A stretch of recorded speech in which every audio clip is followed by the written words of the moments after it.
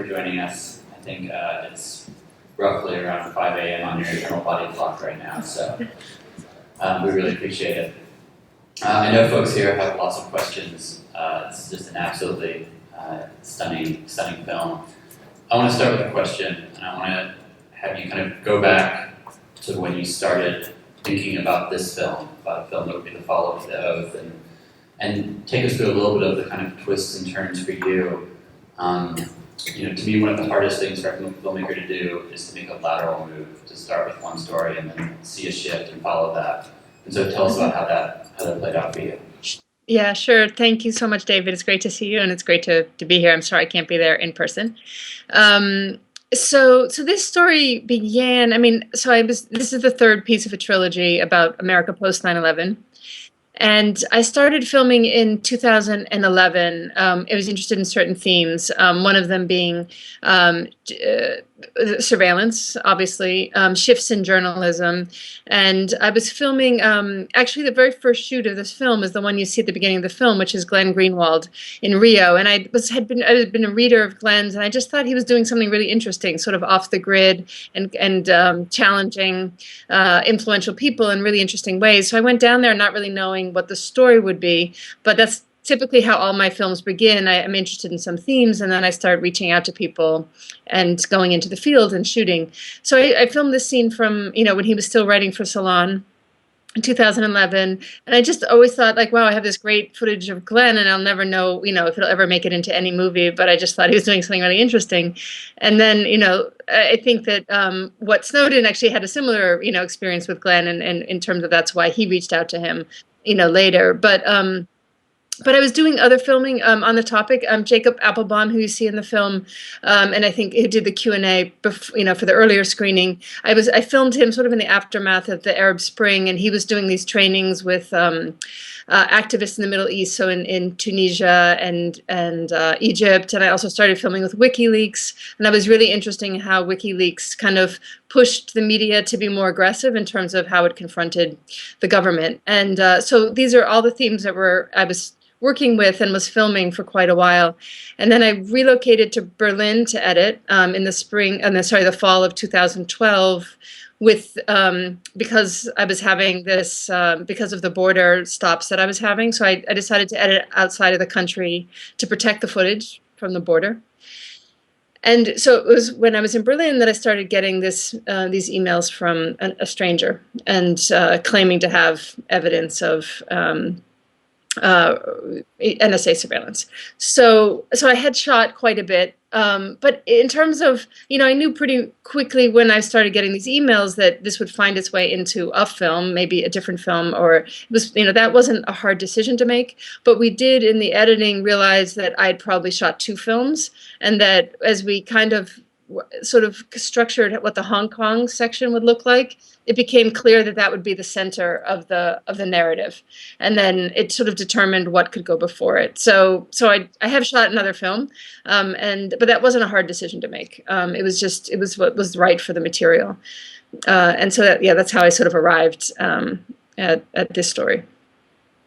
So another amazing thing about the film, I think, is you bring an observational style to bear on a topic and a kind of film that we don't ever see sort of as an observational film. We see it as sort of sources and talking about interviews, and you weave those through as well. But I find there's one tiny detailed moment that people may not even remember, but there's a newspaper headline in Rio, and you see the front of the newspaper, and you cut to a woman, and she's looking at the newspaper headline. And for me, that was just such a great moment of you made it observational. You made it a moment where we could see her and empathize with her and think about what that would be like to see that headline there. And just talk about the challenge of taking this kind of material and working into the kind of filmmaking you do. Yeah. So, there was a few things about this film that were different than my previous work. One is that I'm very much a participant in it, and I guess you would say a protagonist or character, because I'm, obviously Snowden is writing to me. So it was clear early on that it had to be told from a subjective point of view, and how to tell that. So that it was clear that the audience knew that I was kind of narrating the story.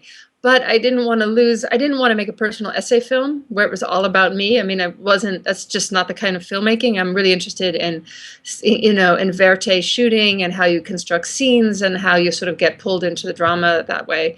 So it was kind of trying to find a balance between that. So, in terms of, I mean, it's pretty much mostly. I think it's all verite. I mean, it's which is what my previous, and verite, for the audience who's there, it means where you're filming a situation that's unfolding in real time, so you're there in the moment as it's happening. And that what happens when you film that way is that you actually don't know where the story is going to take you, because it's like living life and it could go in any direction. And when you film that way, you have a kind of real sort of pulse of the present tense, and all the drama of the choices that people make. So um and yeah, and and I tend to, in all my work, kind of follow main protagonists, and they become the lens through which you understand the world. And so we didn't try to tell the narrative of all the Snowden stories, to sort of step out and be objective and talk about everything he released, but how would the story look through the eyes of,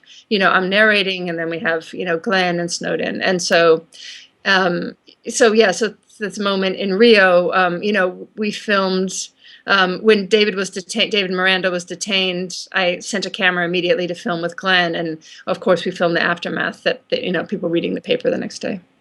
Is based on your past experiences. And I can add one other thing. I mean, I think we're going to see, and we already are seeing, the technology companies offering encryption by default for their devices. And because they're, I think, aware that customers do want their communication to be private.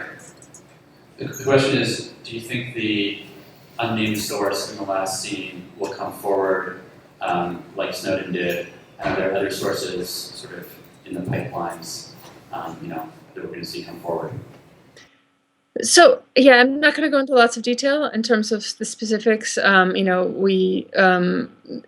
I would say that one of the messages of the film, and it's actually sort of what Snowden said as well. When I asked him why did he choose Citizen4, he said, I'm not the first and I'm not going to be the last. And I think what we're seeing is that, I mean, what this work that I've been trying to do, kind of documenting post 9/11 America, is kind of a moral drift, like that we're sort of going in a direction that's sort of moving further and further away from rule of law and basic principles of freedom.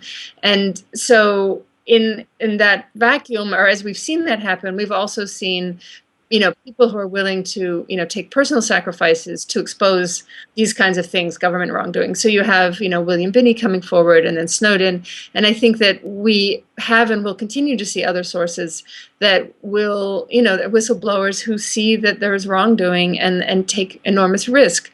And, and I hope, like, we as citizens, I mean, I think that what we should not be doing is punishing the people who provide the information that we actually should have, but rather, try to understand who is implementing the sorts of policies. So why do we have a secret watch list with, 1.2 million people on it? And I think that that's, the real questions we should be asking. But as we know, the Obama administration has been really aggressive attacks, both on whistleblowers and on journalists. I've done some work with James Risen at the at the New York Times, and the government is trying to compel him to testify against one of his sources, and he's resisting and could end up in prison because he refuses to reveal his source. So I think we're seeing like real targeting of the press in this kind of post 9/11 era, and hopefully that that should change. But in terms of that's kind of a sort of a longer answer to your question, but I can say that just the reporting is ongoing, and that there are multiple sources. So I'm going to do my best to summarize. The question is about, Snowden at the beginning says he doesn't want his story to overshadow the larger story, and yet through a lot of the coverage, including this film, a much more personal look is out there. And are you worried, or is it danger that contributes to sort of the personal narrative versus the issues? I mean, I think, this thing of him not wanting to be a story it's something that he'd said to me also when we were in correspondence, when he revealed to me in April that he would come forward and identify his name in relationship to these leaks, and that really surprised me, and because I thought that I had that he was an anonymous source that I was trying to protect, and so but when he told me that, I said that I would like to meet him and film him to understand his motivations, and he replied back with the same answer, which is, I'm not the story, I don't want to be the story, and I said, well, it's you can't do this kind of release this kind of information without people wanting to know, and so you will become the story. So it was important for me to know his motivation, and I think it was important for the public to know. So I made that argument, and he ultimately consented to letting me film, which is kind of what led up to for us meeting in Hong Kong, because there could have been, the story could have unfolded differently. I mean, Glenn was already involved at that point, but we could have been able to perhaps get documents differently and work remotely. But I pushed that. I felt a meeting was really important. And in terms of, in terms of the work that I do, I'm really interested in how through people we understand bigger issues. And for me, this is an issue, or a film about both NSA surveillance, and you see that, but also how it is that people, come forward and take personal sacrifices to do something that they think has some sort of greater cause, and that's, I think, super valuable for us to understand as as we sort of move through the world, not just on this issue but other issues. So I feel like it is still very much about the NSA and the threat of surveillance, because why else would somebody decide to unravel their life and put their life on the line, if they didn't think these technologies were really dangerous for democracy, which is what William Binney says at the end. These are the greatest threats to democracy that he knows of, and he took enormous risk too. So I don't know. I do think that the sort of personal, political, that they are interwoven. It's a good last question. How do you think this film may contribute to changing the debate around surveillance, changing the discussion? I make films not like as a means to an end. Like, I don't make them like, oh, I'm going to, spend 2 years of my life or longer and, take enormous risks so that I could, have some, opinion poll changes or something. Like, I try to make films that will have sort of lasting, human value, and that we sort of learn from what people do or the risk that they take.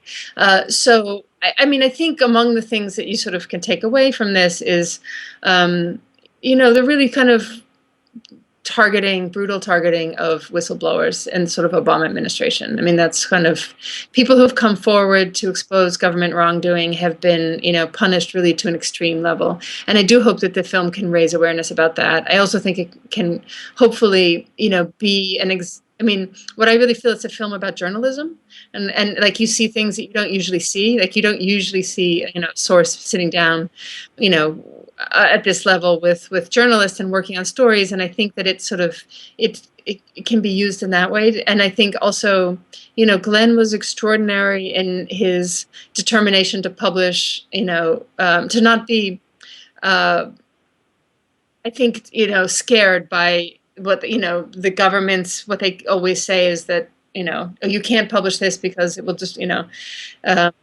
will, national security will be threatened. You have at the beginning of the film this court scene where, the Department of Justice is arguing that they can't expose the fact that, that the NSA sucked up everybody's email addresses, and that because it's like national security, and it becomes so absurd. That, these arguments. And so, I think it's a testament to sort of, brave journalism. And I think that, Glenn and Jeremy both exemplify that.